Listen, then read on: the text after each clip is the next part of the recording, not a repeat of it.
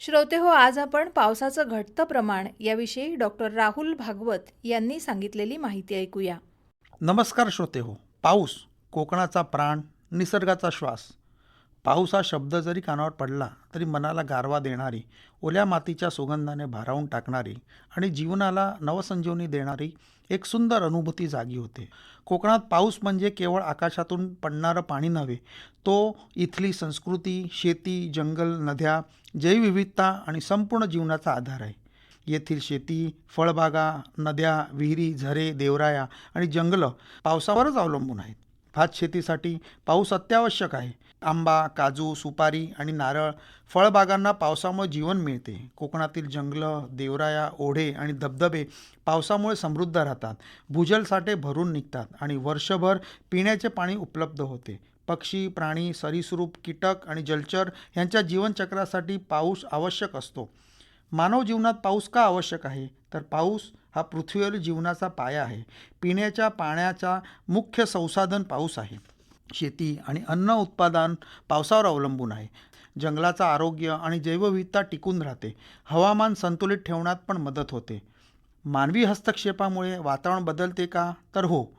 आज आपण अनुभवत आहोत की कधी अतिवृष्टी होते तर कधी दीर्घकाळ पाऊस पडत नाही. पूर्वी सलग अनेक दिवस पडणारा पाऊस आता कमी दिवसात मुसळधार स्वरूपात पडतो आणि मध्ये मोठे खंड पण पडतात.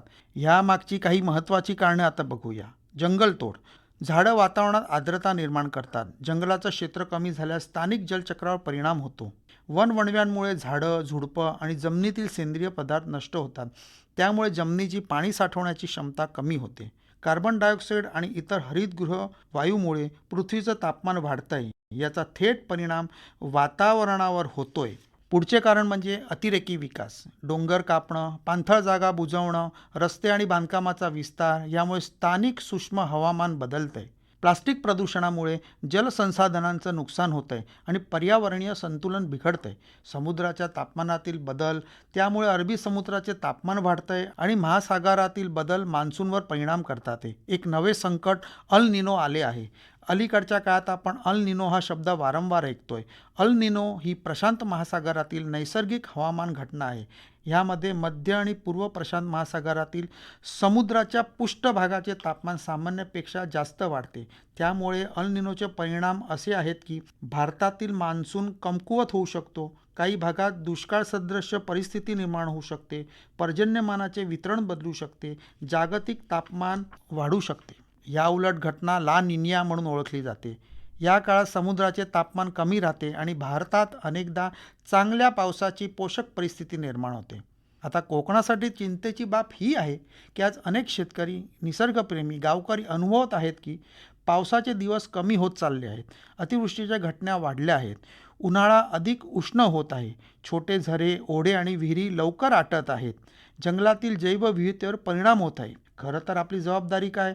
जर आपल्याला कोकणाचा पाऊस, हिरवीगार जंगलं आणि समृद्ध जैवविविधता पुढील पिढ्यांसाठी जपायची असेल तर स्थानिक प्रजातीचे वृक्षारोपण करणं, देवराया आणि जंगलाचे संवर्धन करणं, वणवे रोखणं, जलसंधारण आणि पाणलोट विकास करणं, प्लास्टिकचा वापर कमी करणं, ओढे, नद्या आणि ओलसर प्रदेशांचे संरक्षण करणं ही काळाची गरज आहे. आज गरज आहे ती निसर्गाशी संघर्ष करण्याची नव्हे तर निसर्गाशी मैत्री करण्याची. पाऊस वाचवायचा असेल तर निसर्ग हा वाचवावा लागेलच.